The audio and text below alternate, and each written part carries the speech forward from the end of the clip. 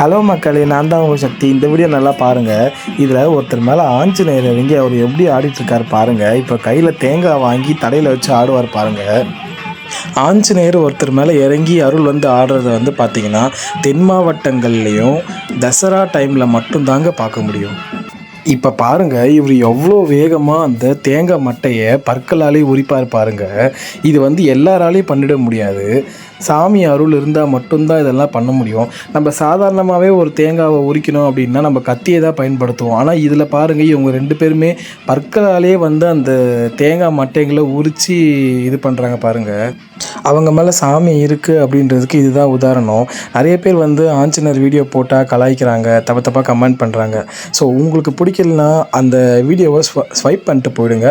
But ஆனால் அதில் சாமி ஆடுறவங்கள பற்றியோ இல்லை சாமியை பற்றியோ தயவு செஞ்சு தப்பாக கமெண்ட் பண்ணாதீங்க. ஓகேவா? ஓகே மக்களே, பாய். அடுத்த வீடியோவில் பார்ப்போம்.